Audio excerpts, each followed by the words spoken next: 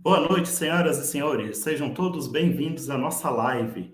E hoje trataremos de um assunto muito importante, que é o quê? A adubação na cultura do milho na região do Mato Pipa e Goiás. E aqui conosco está presente pessoas especialistas no tema que estará abordando de forma muito eficiente cada ponto técnico e de necessidade que o produtor precisa no campo, tirando todas as dúvidas possíveis conosco. Então, temos aqui o nosso amigo Ailton. Boa noite, Ailton. Tudo bem? Tudo bem, satisfação estar com a equipe e vamos discutir as questões aí da cultura do milho, com ênfase no milho safrinha. Eu sou pesquisador do Instituto Agronômico, trabalho em sistemas de produção, com ênfase aí ao manejo, adubação do milho safrinha, e estamos aí para conversar com o grupo sobre esse tema. É isso aí, Ailton. Conosco também está o Franklin, nosso colega aqui da Mosaic. Boa noite, Franklin. Boa noite, pessoal. Uma satisfação para mim estar aqui com vocês, tá? Eu me chamo Franklin Almeida, sou especialista em desenvolvimento de mercado para os estados da Bahia, do Goiás e o pedacinho do MS. E para mim já é uma grande satisfação estar com vocês hoje nesse evento, e a gente espera trocar várias informações, várias experiências sobre a cultura do milho e trazer para vocês aquilo que é mais relevante. Sou engenheiro agrônomo, técnico e gestor e atuo em torno já de 15 anos de nutrição de planta, e a gente espera trazer algo bem relevante para vocês. Obrigado, Franklin. Pessoal, infelizmente o Dr. Francisco da Embrapa não pôde participar da nossa live por questões de saúde. Porém, o Dr. Rodrigo Almeida, também pesquisador da Embrapa, estará conosco discutindo sobre esse tema importante para a nossa região. Boa noite, Rodrigo. Boa noite, Zie. Obrigado aí pela oportunidade, pelo convite. Espero poder estar substituindo o Dr. Francisco à altura. Vamos bater um papo bastante interessante aqui. Fazendo uma breve apresentação, eu sou Rodrigo Estevão Munhoz de Almeida, eu fico na Embrapa Pesca e Aquicultura em Palmas, no estado do Tocantins, atuando nessa área de sistemas de produção de fronteira agrícola, com um grande viés no manejo de solos, fertilidade e adubação. Sou engenheiro agrônomo, formado pela Escola Superior de Agricultura Luiz de Queiroz, onde eu fiz meu mestrado e meu doutorado. Então, será um prazer aqui discutir alguns pontos importantes no manejo da adubação do milho, safra e também safrinha, nessa região de fronteira agrícola do Mato Pipa. Maravilha, Rodrigo. Aproveitando aí o gancho, você já trouxe, né, nossa fronteira agrícola aqui brasileira, e pensando já nessa produção agrícola nacional, região do Mato Pipa, Goiás, se encontra, né, no bioma cerrado. E o cerrado, como nós conhecemos, né, é o segundo maior bioma brasileiro, o qual possibilitou essa extensão da agricultura. O milho, por sua vez, pela sua importância econômica, né, e também de consumo interno, se torna atrativa também para o produtor dessa região. A modalidade, o milho, ele possui duas modalidades, né? O produtor, ele produz, pode ser como verão na safra ou também como segunda safra, né? Conhecida aí como milho safrinha. E nós temos acompanhado aqui, principalmente na região do Mato Pipa, uma crescente presença de área destinada para o milho em segunda safra. Daí eu pergunto, Rodrigo, você que é expert, né, na cultura do milho, principalmente aqui do Mato Pipa, quais são os principais fatores que limitam o milho safrinha na região norte do Cerrado, compreendendo aqui Tocantins, Piauí, Maranhão e Pará?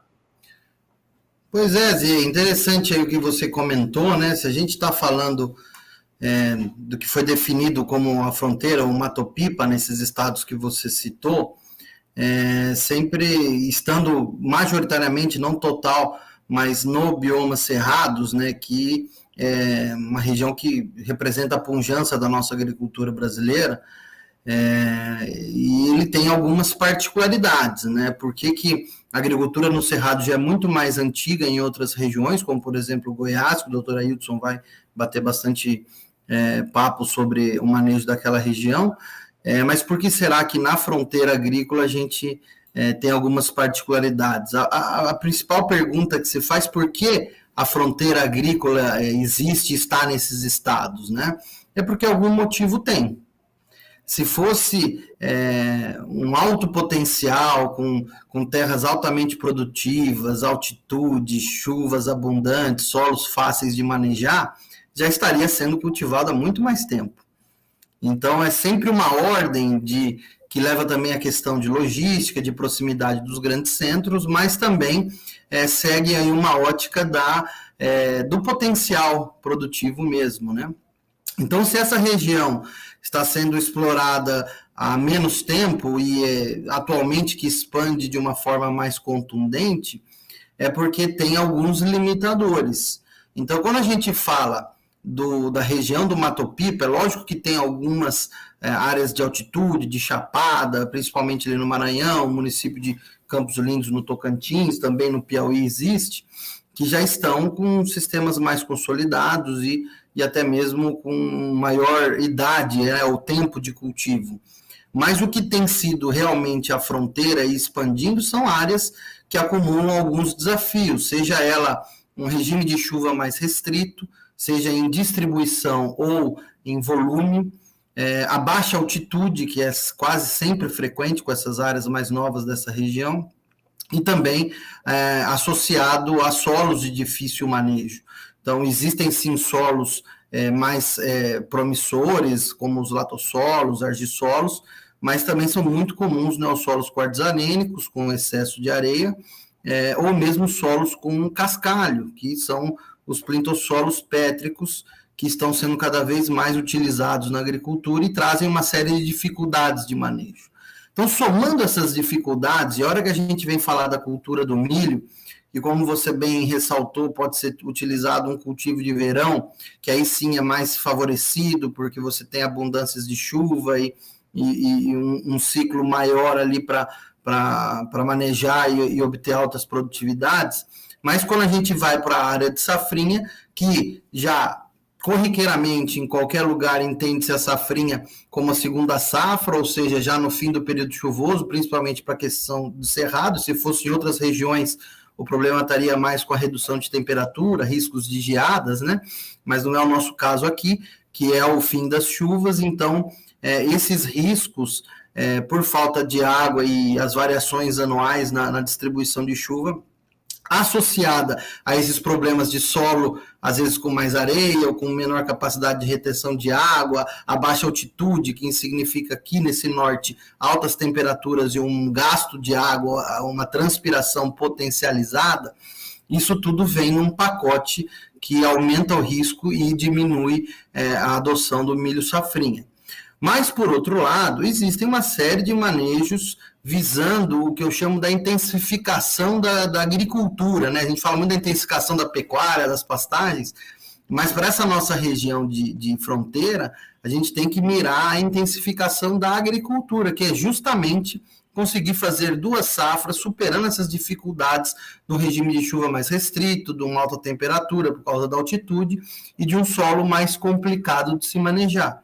E aí existem uma série de recomendações para superar e facilitar o desempenho do milho e visando altas produtividades, e citando rapidamente, um preparo do solo bem feito, com incorporação de calcário profunda, evitando acidez, estimulando o crescimento radicular em maior profundidade para obter maior disponibilidade de água, a questão do manejo de plantas de cobertura, seja após uma soja, quando não se tem mais prazo para fazer safrinha, ou seja, mesmo consorciando com o milho, safrinha ou sorgo, visando o quê? Proteger esse solo, aporte de biomassa, raízes, melhorando a física, a química, a biologia desse solo. São manejos importantes que acabam viabilizando e aumentando o potencial produtivo da safrinha, superando essas dificuldades. Então, hoje, a gente sabe que nessa região o milho-verão ainda supera o milho-safrinha em termos de área plantada, mas isso tem se estreitando e com a agricultura ficando mais consolidada nessa região, com o uso desses manejos que permitam uma antecipação de plantio quando você tem um solo coberto, para uma época ali que está se iniciando as chuvas, não precisa esperar tanto a chuva se estabelecer, porque você tem uma proteção da palha, a evaporação da água é reduzida, você consegue antecipar plantio. Trabalhar cultivares mais precoces, visando que uma janela de safrinha mais favorável, de menor risco, com maior potencial produtivo. E além de todas as ações de fertilidade, adubação, que a gente tem que também estar atento e lançar mão de uma boa correção do solo e um solo com fertilidade balanceada e corrigida. Rodrigo, então, fatores limitantes é o que não falta aqui para a nossa região. Pensando em milho verão e diante da oferta de variedades melhoradas geneticamente, as quais são já adaptadas para essa nossa região, e será que estamos adubando corretamente as nossas lavouras de milho? Olha, Zia, essa é muito variável o nível de intensificação e de investimento que a gente vê nas regiões, nas micro-regiões e entre produtores, né? Mas uma forma geral que a gente pode falar é que a gente usa muito a análise de solo para entender como está a fertilidade do nosso solo, para saber qual a capacidade desse solo em fornecer os nutrientes de acordo com a exigência no nosso caso, a cultura do milho. E a gente também, após olhar para o solo, a gente tem que entender o quanto que essa planta de milho demanda para ela construir o seu ciclo, a sua fisiologia, então, vamos dizer assim, a sua parte aérea e também a sua parte reprodutiva, que seriam os grãos. E uma coisa que a gente percebe é que todos os critérios oficiais que foram extremamente bem feitos, bem calibrados, eles apresentam uma questão de já estarem com um tempo bastante longo de estudo e de publicação, e a gente sabe que hoje o manejo mudou de forma brutal, a questão do próprio plantio direto, a questão do uso de plantas de cobertura, de ciclagem de nutriente, e também na parte de melhoramento genético dos híbridos de milho, que foram utilizados para lançar essas tabelas de exigência e os que nós utilizamos agora. E também o potencial produtivo de uma lavoura bem manejada, bem adubada, com condições climáticas favoráveis, é um outro patamar que não se era na época em que esses critérios foram lançados. Então, assim, eles são válidos, eles nos norteiam, mas é sempre bom o produtor pensar em buscar alguns dados ou pesquisas mais recentes que monitoraram essa questão da exportação dos nutrientes pelo milho, seja na safra ou na safrinha, e também ir acompanhando essas plantas, além da fertilidade do solo, com uma análise foliar, uma diagnose nutricional do milho, porque daí ali assim a gente consegue ver a planta de interesse, se ela está com um status negativo, se ela está sentindo falta de algum nutriente ou não, e assim termos ferramentas importantes para ir atualizando, melhorando, às vezes até criando o próprio critério ou o critério da fazenda, das estratégias de adubação para melhorar aquela tradicional que às vezes a gente vê que tem alguns pontos falhos, né? Isso. É importante também o produtor ele buscar esses boletins técnicos mais regionalizados e mais atuais, né, para estar seguindo as recomendações, digamos assim, mais customizadas para a sua situação. Conversando com o Dr. Francisco anteriormente, ele até me atentou que a Embrapa Meio Norte, em Piauí, já está, né, fazendo uma série de estudos, de pesquisas, que está entendendo a situação do solo e gerando novas classificações de teores dos nutrientes. E isso é interessante, porque futuramente teremos aí um material de apoio para recomendações e interpretações do solo mais regionalizada para o norte do Cerrado. Perfeito. Lá em Meio Norte, né, Zé? Isso, Meio Norte. Maranhão e Piauí, principalmente. Principalmente o norte mesmo aí do Cerrado brasileiro. Rodrigo, uma outra questão também. Produtores têm observado perdas de produtividade de milho com a adubação de cobertura de ureia. E optando aí, nesse momento, outras fontes de nitrogênio, né? Justificando essa perda por lixiviação. A adubação nitrogenada utilizando outras fontes de nitrogênio em cobertura, sem ser a ureia, reduzem mesmo a lixiviação desse nutriente? Olha, pelo que entendi da pergunta, está tendo uma atenção para outras fontes além da ureia, justificada por uma baixa eficiência do uso desse nitrogênio por causa da lixiviação, né? Eu acredito que alguma coisa pode estar acontecendo, sim, faz sentido, mas talvez o motivo que tem sido alegado não é o mais adequado. Porque a lixiviação, que entende-se da perda do nitrogênio pela percolação profunda no perfil do solo, onde as raízes não conseguem mais absorver esse nutriente, no caso do nitrogênio, que o produtor pagou caro no fertilizante, isso segue um processo natural que, independente da fonte que você usar, seja ela amoniacal, amídica ou nítrica, num solo arejado, com a temperatura que temos aqui no solo tropical, o destino comum é a nitrificação e o nitrato vai ser predominantemente, com o passar de alguns dias, disponível às plantas. E o nitrato, sim, ele é a forma mais suscetível a essa lixiviação. Mas isso, independente da ureia, ou de um sulfato de amônio, ou de um nitrato de amônio, vai ter o mesmo destino. Então, o que eu tendo a pensar nessa angústia que gerou até essa pergunta, é que se a ureia está sendo de menor eficiência, não é pela lixiviação, mas sim pela volatilização. Nesse caso, sim, nós sabemos, é uma fonte volátil que, nas nossas condições aqui de fronteira, na época do cultivo, que são solos úmidos e altas temperaturas, é potencializado a perda da ureia por volatilização, que é uma perda na forma de gás. E nessa forma, sim, às vezes você pensa que está utilizando uma dose, mas o que está sendo disponibilizado ao seu milho é uma dose muito inferior, porque o processo de volatilização te tirou, te deu uma perda significativa. Então, nisso a gente tem que pensar em estratégias de aumentar o aproveitamento da ureia fertilizante, que é fazer aplicações próximos para quem tem uma irrigação para incorporar esse fertilizante, ou acompanhando um pouco as previsões de chuva para que tenha uma precipitação considerável próximo a essa aplicação. Outras formas de aproveitar esse nitrogênio da ureia por exemplo, fazer uma incorporação. Isso é um pouco complicado, porque a gente sabe que operacionalmente a forma prioritária de aplicação da ureia é a lanço, né, na cobertura. Mas se tiver equipamentos ou sistemas que permitam a incorporação da ureia, esse problema é evitado. E mais uma alternativa são utilizar formas de aumento de eficiência da ureia, como, por exemplo, com o uso de inibidores, que vão reduzir ou retardar essa reação que vai gerar o gás que se perde por volatilização, dando um período de tempo maior, preservando aquele fertilizante para vir um evento chuvoso significativo e fazer a incorporação desse fertilizante, aumentando a sua eficiência de uso. Essa é uma outra alternativa. Então, a gente tem que pensar em cada fertilizante, a sua particularidade. A ureia tem o problema da volatilização, não é a lixiviação que causa esse problema que vai te justificar a troca do fertilizante.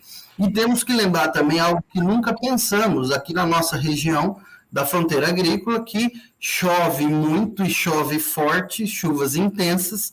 Existe uma perda da nossa adubação de cobertura que ninguém quase nunca fala, que é o escorrimento superficial da sua adubação de cobertura.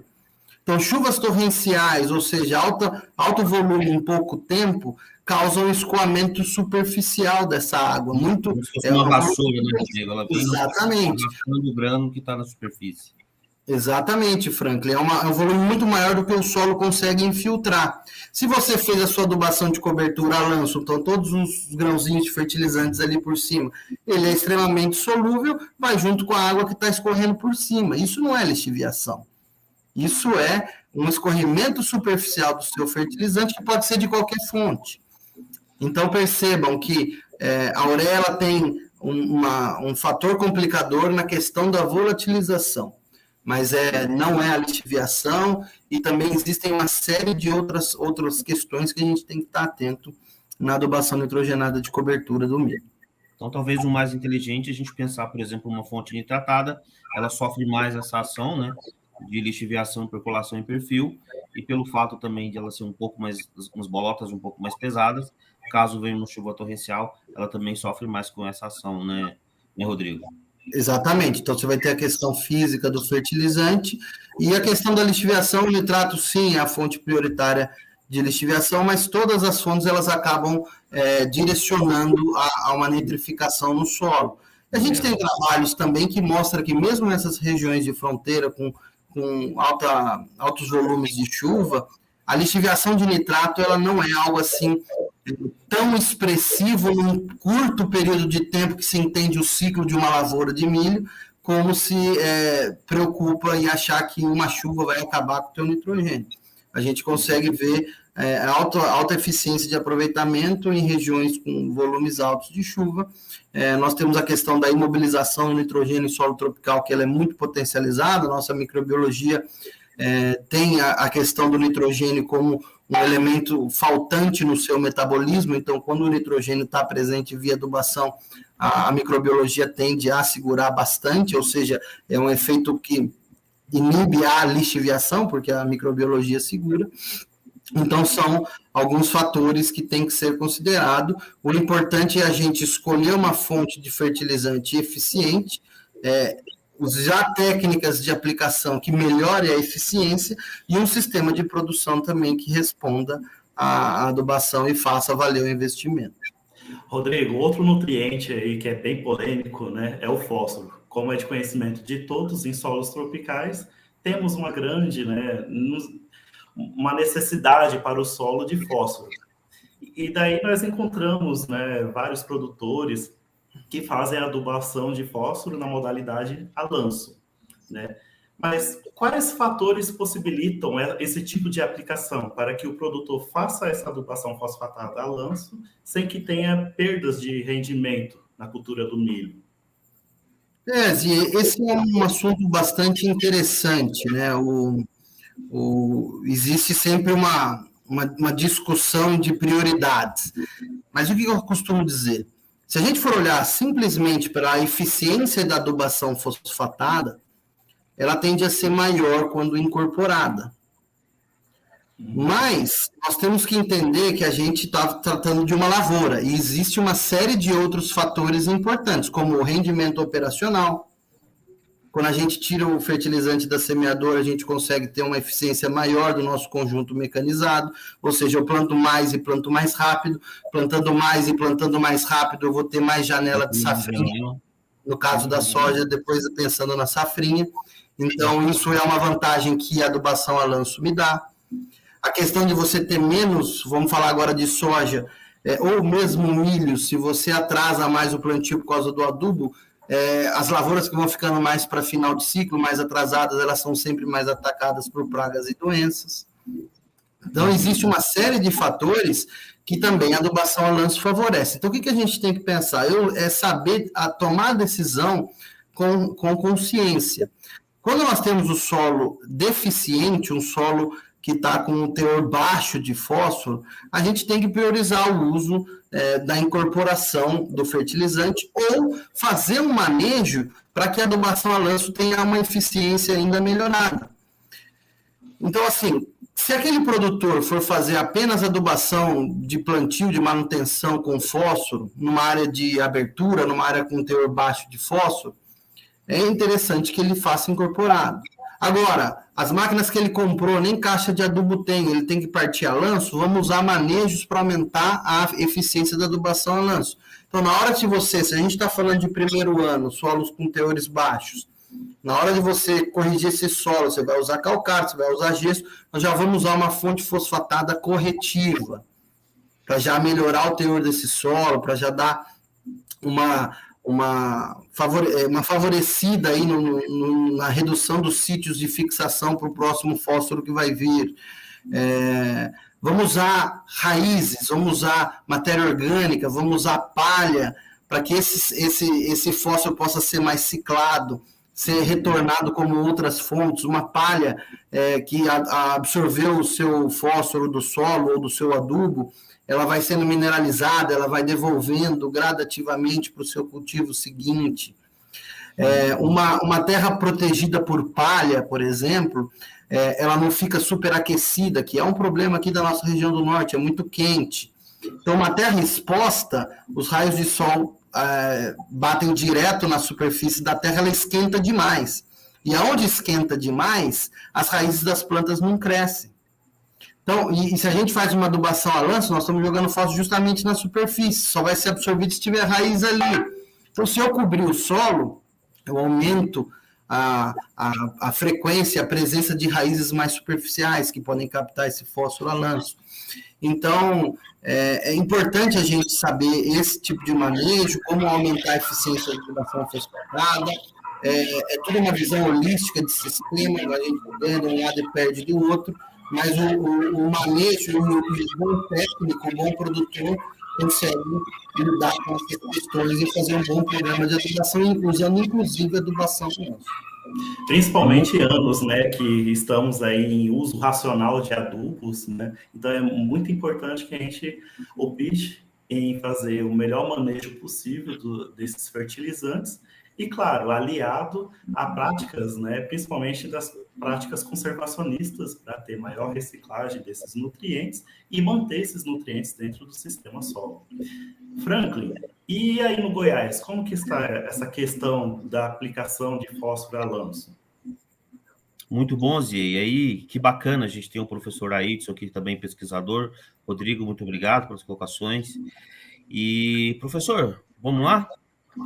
Mas e aí, professor? Falando assim de nutrição, de fisiologia, e ainda continuando nessa linha que o Zia colocou sobre fatores que limitam a produtividade. O Aidson já tem muito tempo de milho safrinha aqui nesse complexo, principalmente Goiás, MT, nesse cerrado. Aidson, o que eles falam? Quais são os principais fatores que limitam a produtividade de milho safrinha?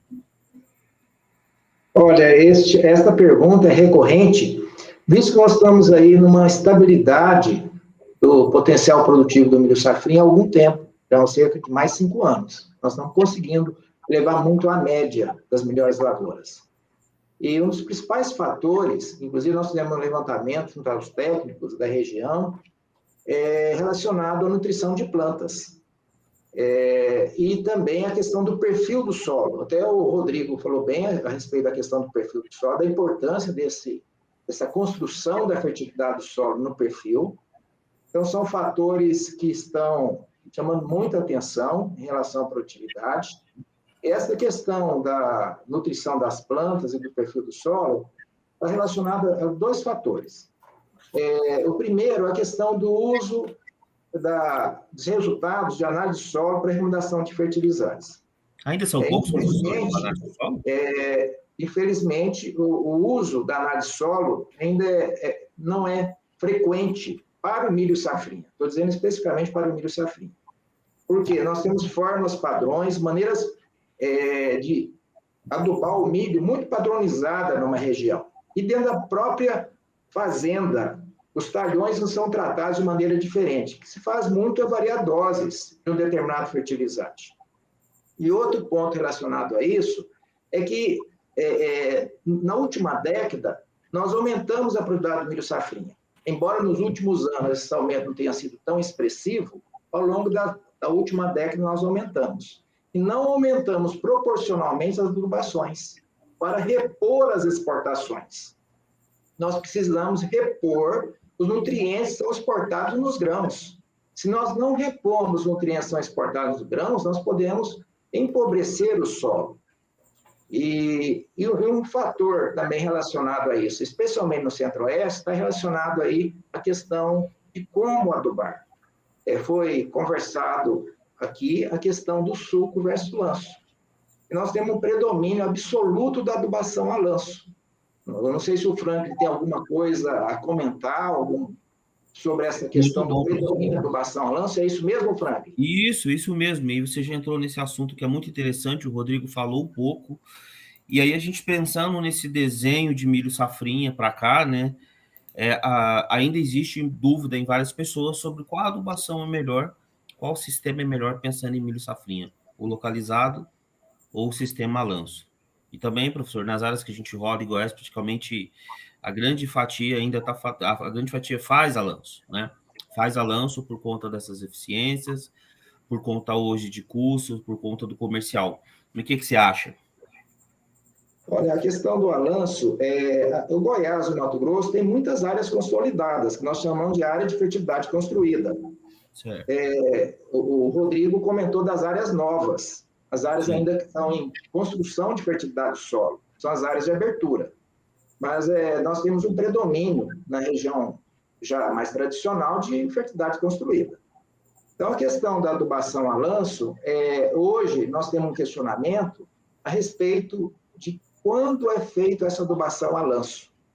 E o que predomina? Nós temos um predomínio de uso do fósforo na soja e omissão dele no milho safrinha. Sim. E temos outros usando um saldo negativo lá no final, né? Isso, exato. E a adubação a lanço é feita em cobertura. Nós não estamos fazendo, em muitas lavouras, adubação no momento da semeadura, a lanço. Não estou falando do sulco, porque quando é feito no sulco, é feita adubação no sulco semeadura no momento que está fazendo a semeadura. Mas o alanço predomina, ele é em cobertura, sem nenhuma adubação no momento da semeadura. Aí é um ponto muito crítico hoje da adubação. Nós perdemos muito potencial produtivo em não fazer adubação no momento da semeadura. Por quê? Como o Rodrigo comentou, e você também, Frank, nós temos a questão de que, à medida que o tempo passa, as condições ficam mais adversas para o milho safrinha. Então, o que é importante? Ter um arranque vigoroso para que a planta, durante a fase vegetativa, acumule o máximo de matéria seca e o máximo de nutrientes, porque lá na frente as condições adversas vão limitar essa própria absorção de nutrientes. Aí a translocação na planta passa a ter um papel muito importante. Se nós não adubamos na semeadura, nós vamos ter um arranque deficiente. É isso que nossas pesquisas mostraram claramente. Quando é feita a adubação no momento da semeadura, a lanço, o arranque é mais vigoroso. Nós temos um ganho de produtividade. E esse adubar a lanço, depois da semeadura, nós não temos um controle quando ele é feito. Ele geralmente depende de questões operacionais da propriedade. Porque tem uma frente colhendo soja, uma frente plantando milho, e quando vai fazer a adubação de cobertura? Quando é possível. Nós temos um atraso. E mesmo que ela seja feita próximo da semeadura, lá em V3, V4, nós já temos perda. O ideal é fazer essa adubação a lanço de semeadura. Então, o que nós recomendamos? Uma frente colhendo, uma frente aplicando adubo e outra frente adubando. E não colheita, plantio e depois adubo. Porque nós garantimos que o adubo foi aplicado no momento da semeadura. Qual o questionamento que pode acontecer? Se adubar uma frente muito grande e o plantio não vier em seguida, como foi bem apontado, nós temos muitas chuvas. Podemos ficar em uma semana sem o plantio e a adubação já feita a lanço. Aí não há uma perda da camada superficial, o nitrogênio aprofunda um pouco, e com isso as raízes iniciais não vão ter acesso a essa adubação que foi aplicada. Por isso, nós precisamos limitar a adubação a um dia de operacional de plantio. Então, colheita, aplicação de adubo, mas essa frente não pode avançar muito, e depois o plantio. Por que não pode avançar muito? Porque se houver uma semana que não planta e essa adubo já foi aplicado, podemos ter uma perda da superfície para camadas um pouco mais profundas. E nós precisamos o nutriente na raiz, no momento que a planta inicia a emergência. O momento fisiológico da planta, professor, quando você faz essa adubação, é muito interessante também? É ali onde está o maior acúmulo de matéria seca, por exemplo? Olha, os estágios iniciais são muito críticos na cultura do milho. Se nós tivermos uma deficiência em V5 de um nutriente como o nitrogênio, nós já temos comprometimento potencial produtivo. Então, essa questão do início da planta ter uma nutrição adequada é fundamental para segurar o potencial produtivo. Então, nutrientes aplicados tardiamente, eles já não resolvem mais a questão do potencial produtivo. Por isso que só cobertura em milho safrinha, nós limitamos em muito o potencial produtivo da lavoura. Agora, vamos só aplicar no plantio? Não é isso. Nós vamos aplicar no plantio e fazer cobertura. As duas operações. Então, são duas operações. Plantio mais cobertura. Ambas a lanço, já que nós estamos fazendo a lanço. Quem estiver fazendo no sulco, já fez no sulco e depois vai fazer uma cobertura a lanço. Então, geralmente, é esse o processo que é feito. Muito bom, professor. Ainda nessa linha, até bom você tocar nesse assunto, a gente teve até uma pergunta no chat, eu vou me adiantar um pouco. Professor, se eu fosse escolher 6 nutrientes fundamentais, logicamente todos essenciais para a cultura do milho, em que eu teria que caprichar neles e sem deixar faltar, pensando em área de cerrado, quais os nutrientes o senhor escolheria? Olha, primeiro nós temos de partir de um solo que tem um mínimo de correção de fósforo. Em áreas que nós temos correção deficiente de fósforo, nós não posicionamos o milho safrinha. Milho safrinha com teor baixo de fósforo no solo não é posicionado, porque nós já temos um estresse aí ambiental. Se nós adicionarmos um estresse de fósforo, nós vamos limitar muito a produtividade. Então, vou partir pelo menos teor médio de fósforo nessas áreas. O nutriente que a cultura do milho responde em maior magnitude é o nitrogênio. É o que responde em maior magnitude. Porém, nós temos de verificar na análise solo qual o nutriente que está limitando. Então, a partir do resultado da análise solo, nós vamos adicionar junto ao nitrogênio outros nutrientes que podem ter uma resposta significativa. Um exemplo, um solo que tem um teor médio de potássio, nós vamos adicionar potássio, sim, na adubação do milho safrinha. Não vamos ficar presos apenas ao nitrogênio. Outros ambientes, nós precisamos, talvez, adicionar, além do potássio, o enxofre.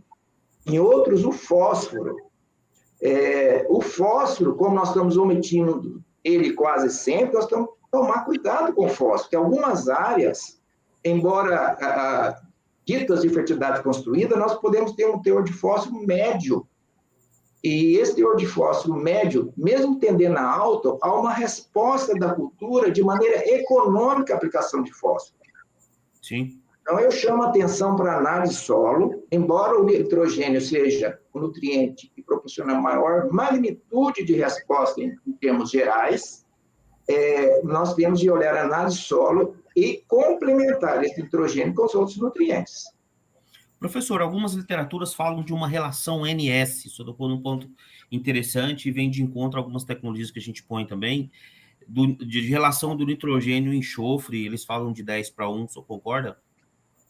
Olha, em relação ao enxofre, se nós analisarmos o solo, o que nós procuramos no solo? O sulfato, que é a forma que a planta absorve. Assim como o nitrogênio, o enxofre está no solo na forma orgânica, em abundância.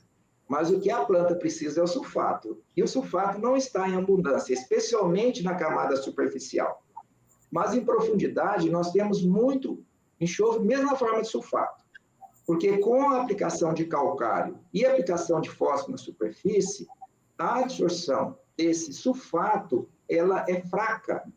E ele é deslocado para as camadas mais profundas, onde a acidez é maior e o teor de fósforo é menor. Aí ele consegue ficar absorvido nos colóides do solo.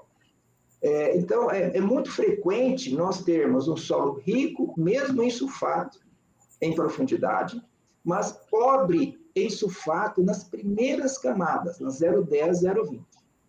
Então, o que eu chamo a atenção é que conhecer o que nós temos de sulfato na camada superficial. Se nós tivermos um solo com teor médio ou baixo na camada superficial, o milho responde à aplicação do enxofre na forma de sulfato no momento da semeadura. Por que eu estou falando no momento da semeadura? Porque quando as raízes crescem, elas vão atingir essas camadas mais profundas e vão ser supridas de enxofre. Mas o momento crítico já foi. Qual o momento crítico? A emergência das plantas dos primeiros estádios. Esses primeiros estádios nós precisamos posicionar o enxofre na forma de sulfato para que seja absorvido. E onde que estão as primeiras raízes? Na camada superficial. Então, a adubação do momento da semeadura com enxofre, ela é muito importante. Nessa condição, se a análise do solo nos mostrar que o teor é alto, mesmo na camada superficial, não vamos preocupar com o enxofre. Muito bom, professor, muito obrigado, tá? E ainda nessa linha, Zê, acredito que agora a gente pode começar alguns questionamentos, aí eu vou começar por aqui, e depois o Rodrigão aí nos ajuda novamente, viu, Rodrigo, por gentileza. Professor, agora para a gente fechar esse momento, se fala muito em crédito de N deixado pela cultura anterior. No nosso caso, no nosso sistema, a cultura soja, deixando então um crédito de nitrogênio para esse milho safrinha. Na sua opinião, no tempo de estudo que o senhor vê, nessas áreas que a gente roda por aqui, qual seria esse crédito de N deixado pela cultura da soja? Excelente pergunta. Esse crédito de nitrogênio, nós temos que imaginar que temos uma palhada de soja rica em nitrogênio, mas na forma orgânica. Essa palhada tem que ser mineralizada para que o nitrogênio fique disponível para o milho safrinha. E essa mineralização ela é relativamente lenta e nós não temos uma velocidade controlada dessa mineralização. Então, no momento que o milho safrinha tem alta demanda, essa alta demanda não é suprida pela palha, pelo resíduo da soja. Nós precisamos complementar pelo nitrogênio da adubação. Então, é importante esse crédito de nitrogênio, de potássio também, que está na palhada da soja para o milho safrinha, é muito importante. Porém, ele não supre a demanda, principalmente naquele pico que a planta precisa. Tanto é importante que a quantidade de nitrogênio que nós aplicamos no milho safrinha por tonelada produzida é um pouco menor, ou menor que do milho verão, devido a esse crédito. Esse crédito está por volta, média, por volta de 17 quilos por tonelada de soja produzida. Porém, é muito variável. Depende da condição da lavoura da soja, depende de como essa palhada é mineralizada. Nós temos N fatores que podem alterar essa quantidade, dá um norte de referência. E no início do milho safrinha, há 3 décadas atrás, os agricultores, os técnicos esperavam que esse crédito de nitrogênio fosse resolver. E mesmo lá, quando se produzia no máximo 3 toneladas por hectare de milho, não era suficiente, porque não atendia a demanda da planta nesse pico que ela tem de absorção. Principalmente na parte inicial, que se acumula muita matéria seca, né? E ela exato, começa na parte inicial, quando é muito crítico o suprimento para a cultura. Muito bom. E aí, Rodrigo, por gentileza, a internet do Ziê está um pouco... Mas vamos lá. Rodrigo, qual que é o nutriente que ele tem mais limitado, assim, quando a gente fala em aumento de produtividade para a cultura do milho aí você pode falar safra ou safrinha, no Matopipa? Legal, Franklin. Essa é uma pergunta complexa, né? Falar assim, qual é o nutriente que mais limita numa região do Maranhão, Tocantins, Piauí, Pará, Goiás, que muda tudo e é um sistema completamente diferente do outro. Então, não tem como falar qual é o nutriente que mais limita. Mas eu sou capaz de falar para vocês o seguinte, a gente acha situações de quase todos, eu só tiraria da lista aí ferro e cloro, que não estão limitando a produtividade.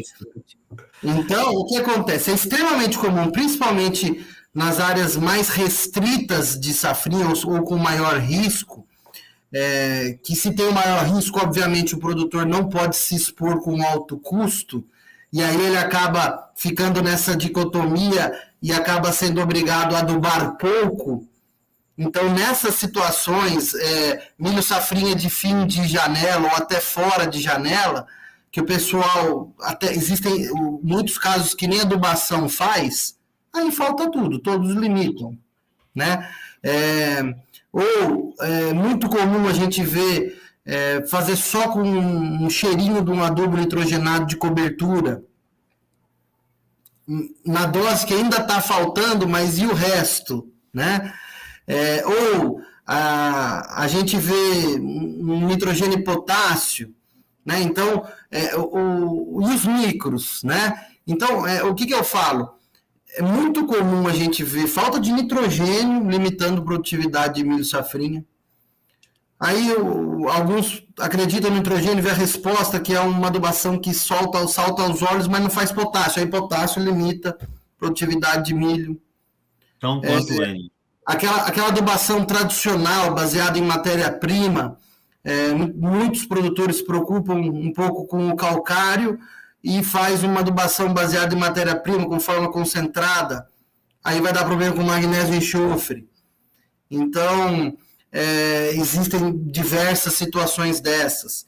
A questão dos micronutrientes, boro, cobre, manganês, zinco, que ainda mais quando fala-se de preço de fertilizantes, de risco de safrinha, o micro sai da jogada e limita a produtividade. Tudo vai ser um pouco pior ou menos intenso como que está a fertilidade do seu solo, uma capacidade de suprir determinado nutriente. Mas é extremamente comum, principalmente no caso de milho safrinha, que é justificável sim pela pressão de um risco que a época de cultivo causa, mas a gente vê programas de adubação que ou estão empobrecendo o solo, isso reflete inclusive para a soja que vem depois, ou seja, tendo boas colheitas de milho safrinha, exportando mais do que adubou, essa conta chega em algum momento em algum lugar. Então, às vezes, até na soja lá na frente, faltando macronutrientes, micronutrientes, né?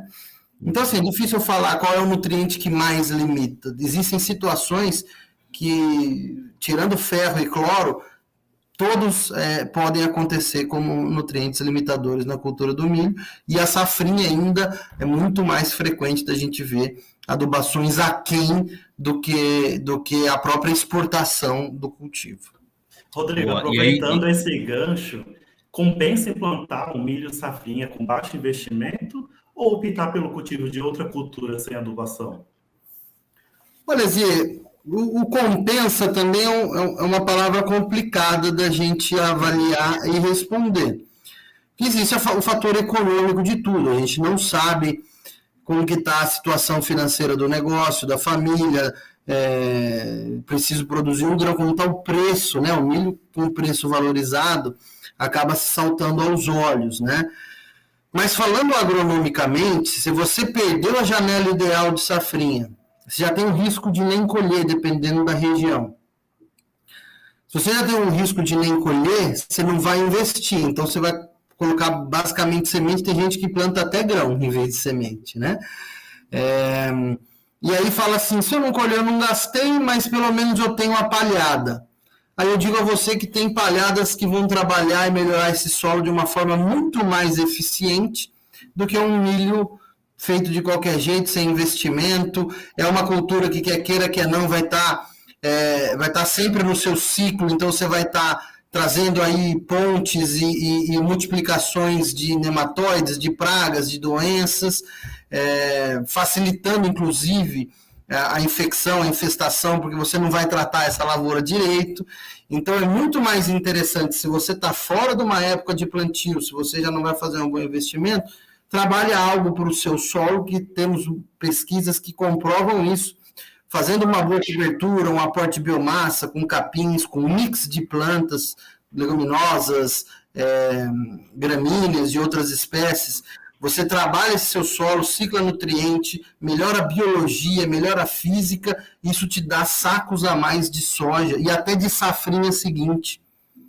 Então, é muito melhor você pensar num sistema mais diversificado e mais saudável e sustentável, pensando no futuro, do que às vezes querer fazer um milho sem adubação, com baixo investimento, porque agronomicamente isso pode ser complicado. Embora a questão financeira, a gente não pode dar palpite, o preço do milho é atrativo, cada um tem as suas contas para pagar e às vezes para ele resolve um momento imediatista que é importante, né? Então isso a gente não pode julgar. Diga-se de passagem, o milho é muito bom, né? Fala aí, Hudson. Só fazer uma consideração, eu acho que a região que você atua, que nós estamos falando aí, ela tem uma característica da agricultura avançar sobre solos mais arenosos. E esse é um grande desafio para uma segunda safra, que avança numa época que as chuvas escasseiam. E os solos mais arenosos, com menor teor de argilas, eles têm um menor armazenamento de água no solo. E nós passamos, então, a ter um desafio na nutrição das plantas nessa condição, pensando aí numa sucessão soja, milho, safrinha, que eu acho que predomina de maneira geral. Nessa condição, os micronutrientes, como você está falando, pode ter uma importância maior, e os parcelamentos também têm uma importância maior nessa condição, porque no início da cultura do milho safrinha chove muito bem. Muito bem. A questão é lá na frente. No início, nós implantamos numa época que a briga é com a chuva. Mas aí é um problema, né? Não é isso? É. E aí, Edson, é muito boa a colocação. E pensando ainda um pouco sobre uma planta bem nutrida, é uma planta que ela se forma melhor, ela produz mais, e respeitando essa janela que vocês dois foram bem... foram muito igual as respostas, né? Ou seja, um milho adubado mais cedo, até mesmo no plantio dele, então a gente respeitando somente o nitrogênio, o fósforo, o K, o enxofre se falou, o zinco, o boro, e a gente tentando tirar o máximo possível desse milho. E aí tem uma pessoa que colocou uma pergunta para a gente, e eu queria trazer. Existe alguma relação de severidade de doença com o uso do boro na cultura do milho? Eu falo porque o boro é um nutriente muito importante, tanto em formação radicular, crescimentos meristemáticos, né? O boro também muito importante em formação de parede de membrana plasmática, e ele ali dando aquele melhor enchimento de grãos e formação de grão e fruto. E aí a pessoa traz essa pergunta para a gente, que em algumas regiões tem se questionado muito severidade de doença e nutrição de boro. Fiquem à vontade, vocês dois quiserem comentar. Só rapidamente, uma nutrição equilibrada ela é muito importante para que a planta tenha resistência a esses patógenos, seja qual for. E a deficiência de um nutriente específico pode comprometer essa nutrição equilibrada. Em relação ao boro, nós sabemos a grande importância que ele tem no crescimento radicular e depois lá no florescimento. Se nós não tivermos um boro equilibrado lá no florescimento, nós podemos ter, no caso do milho, até esterilidade e comprometer a formação dos grãos. E no solo mais arenoso, que nós estamos dizendo, isso pode ser mais crítico. Como suprir esse boro? No solo mais argiloso é mais tranquilo. Mas, falando nessa parte de doença, eu gostaria de lembrar que hoje o que mais está preocupando quem cultiva milho não são as doenças fúngicas, as doenças foliares, mas sim o enfesamento e as viroses. E no caso do enfesamento e viroses, são doenças transmitidas pela cigarrinha e pelo pulgão do milho, a nutrição da planta é fundamental para que a planta consiga tolerar essa doença. Plantas que não têm uma boa nutrição não toleram essa doença de maneira alguma. Existe uma chance de tolerância nos cultivares que têm certa resistência já genética, que é a nutrição equilibrada.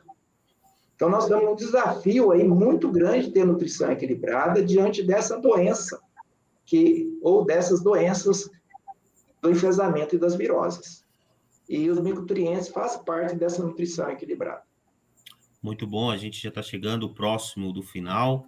A gente tem mais 5 minutinhos, tá? Para as nossas considerações finais, para os nossos agradecimentos. Zier, vai daí? Sim. Bom, a discussão está muito boa. Estamos falando aí da necessidade, né, dos principais nutrientes para a cultura do milho. E um deles é o enxofre, né? Muitas vezes a quantidade de enxofre não é suficiente para a demanda da cultura do milho, tanto na região do Goiás como do Mato Piba, sendo necessário inserir no sistema solo uma fonte, né? Um adubo que forneça esse nutriente. Diante da mobilidade do enxofre, aliado muitas vezes pela não atuação desse nutriente no milho, muitas vezes no milho safrinha, a variedade acaba não atingindo boa parte do seu potencial produtivo. Pensando nisso, a Mosaic Fertilizantes dispõe do Microextensions, que é fonte de NPS no mesmo grão, fornecendo enxofre assim para a cultura, não só enxofre, mas fósforo e nitrogênio, e esse enxofre ele é dado aí sob duas formas, uma base de sulfato, muito bem dita aí pelos pesquisadores, que sulfato é a forma como a planta absorve o enxofre do solo, então terá um sulfato, enxofre prontamente disponível para a planta na fase inicial, e também terá uma fonte de enxofre elementar, que será gradativamente liberado para a planta absorver ao longo de todo o seu ciclo, né, de cultura, contemplando todo o seu ciclo ali, desde o início até o enchimento de grãos de milho. Outro produto interessante aí que nós temos dentro do portfólio da Mosaic é o Aspire. Nós sabemos aí que nós temos um problema com boro, né, em uma distribuição uniforme desse micronutriente que precisa, como é um micronutriente, a planta demanda uma baixíssima quantidade, diferente de NPK, que são macronutrientes, então eu preciso ter uma distribuição homogênea desse micronutriente em toda a lavoura. E pensando nisso aí, a Mosaic tem um Aspire que facilita a aplicação dele, porque é um boro que vai junto com o potássio. Então, o Aspire apresenta 58% de potássio, mais 0,5% de boro. E da mesma forma que o Microextension com enxofre, o Aspire possui o boro aí sob duas formas também de fornecimento. Uma de forma gradativa, para contemplar o início da fase inicial da cultura, como também uma fonte de disponibilidade gradativa para atender todo esse ciclo de cultura, tendo em vista que o boro não precisa somente ali na fase de florescimento. Não, o boro, a planta de milho, necessita desde o seu início até o seu fim de ciclo. Perfeito, Zê. Isso, perfeito. E aí, pessoal, pensando nessas fortalezas, e pensando que o campo nos traz algumas necessidades. Por exemplo, a gente tem um boro hoje como modelo de aplicação via solo. Então, esse boro que ele tem um alto poder lixiviante, né? Então, o cliente não consegue fazer uma adubação continuada de boro. Esse boro também ele tem um problema de imobilidade no floema, onde eu coloco esse boro, ele não consegue translocar dentro da planta. Outro problema muito recorrente, o nosso produtor de milho, ele quer adubar com maestria a cultura do milho safra ou milho safrinha. E muitas das vezes ele compra, por exemplo, um fosfatado de alta, onde a gente sabe que industrialmente esse fosfatado ele perde principalmente nutriente de cálcio e de enxofre arrastado. Consequentemente, quando ele aplica a planta, ela vai dar um saldo negativo, principalmente de enxofre, que é o elemento bem sinérgico ao nitrogênio, totalmente sinérgico, que é produção de proteína, produção de massa seca, e lá na frente a gente tem um aumento de produtividade.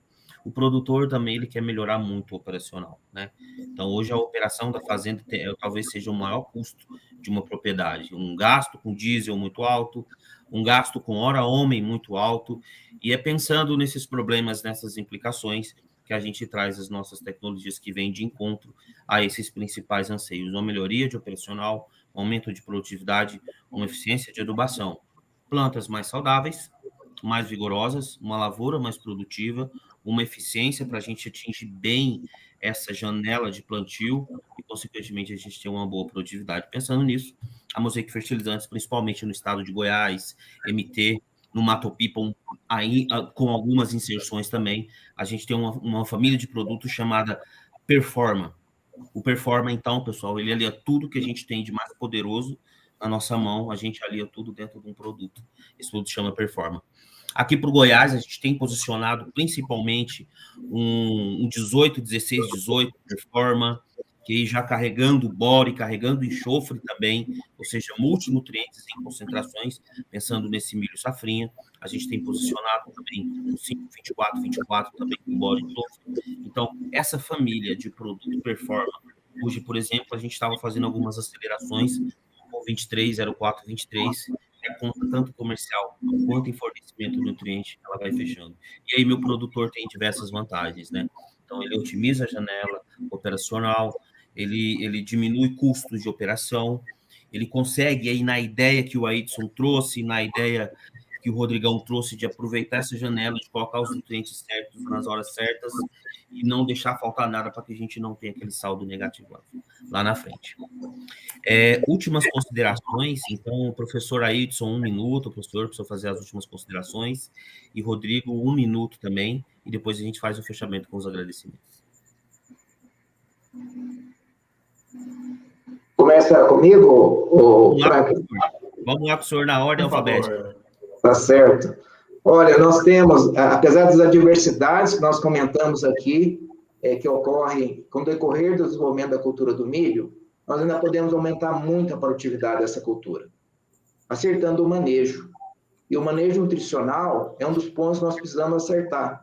E às vezes não é comprando mais, pagando mais em fertilizantes, não é maior valor apenas. É principalmente em como aplicar esse fertilizante. Escolher os nutrientes certos. Se você gasta o tanto que outro agricultor, mas você coloca o nutriente certo na sua lavoura, você está ganhando mais. Então, como escolher os nutrientes certos, aplicar em momentos certos. E eu deixo mais uma vez a ênfase, não deixar de aplicar na semeadura do milho safrinha fertilizante. É a mensagem que eu gostaria de deixar para todos. E obrigado pela oportunidade da gente estar aqui nesse encontro, nesse técnico tão importante. Eu agradeço bastante a oportunidade, esse bate-papo, agradeço o Zie, agradeço o Franklin. Ailton, foi um prazer reencontrá-lo, debater, conversar, aprender contigo. Eu também deixo uma mensagem final, pensando na área de fronteira, né, da importância da gente conhecer o nosso solo, saber manejá-lo, com faces ao enfrentamento dessas condições adversas, seja do próprio solo, mas também associado a enfrentar o clima tropical intenso dessa região centro-norte. E isso diz respeito aos veranicos, às chuvas excessivas, isso diz respeito à baixa altitude, e tudo isso deve ser tratado de uma forma conjunta, no manejo agrícola, no manejo do solo, trabalhar a planta de cobertura, trabalhar fertilizante, trabalhar os tratos culturais, época de plantio, monitoramento, gerar dados para você entender o que está acontecendo com a tua lavoura. Por que eu colhi bem esse ano? Por que eu colhi mal no outro ano? Esse talhão foi melhor que o outro, por quê? É conhecer para saber tomar decisão e agir e buscar os melhores programas, no caso desse evento, a melhor estratégia de adubação e nutrição de plantas face às dificuldades logísticas, de preço, de aplicação, mas visando sempre uma nutrição equilibrada, que, como foi dito aí pelo Ailton, impacta inclusive também num bom manejo de pragas e doenças, né?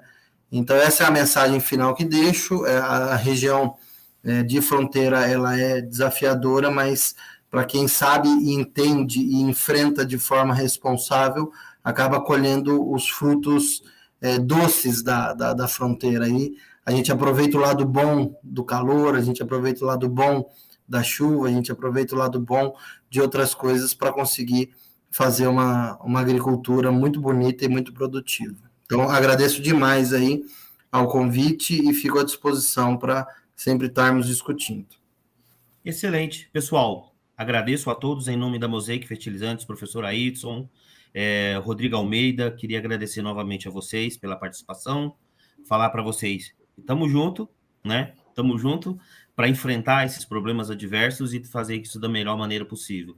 Levem para vocês o nosso lema. A gente produz alimentos de que o mundo precisa. Então, a gente quer ajudar esse mundo a produzir mais e sermos eficientes nos nossos processos mais ainda. Deixo aqui o agradecimento da equipe para vocês. E, pessoal, não se esqueçam de nos seguir nas nossas principais plataformas digitais, tá? Então, no Instagram, a gente está com @NutriSafras, vocês podem seguir, vamos lá. No Facebook, a gente está com Nutrição de Safras. E no LinkedIn, Mosaic Brasil, ou Mosaic Brasil. Então sigam-nos nas nossas principais plataformas digitais. Meu agradecimento a todos e até logo. Obrigado, pessoal. Agradeço especialmente aí para os palestrantes e a todos que assistiram a nossa live. Muito obrigado e até a próxima. Tchau, tchau. Até. Quando o mundo mais precisa, não podemos cruzar os braços. Somos parte da imensa cadeia produtiva de alimentos e continuamos a fornecer nutrientes que fertilizam os solos e fortalecem os cultivos para você seguir produzindo os alimentos que vão chegar às mesas. Somos a Mosaic Fertilizantes e estamos juntos, das minas ao campo, porque a nossa missão de ajudar a produzir alimentos não pode parar.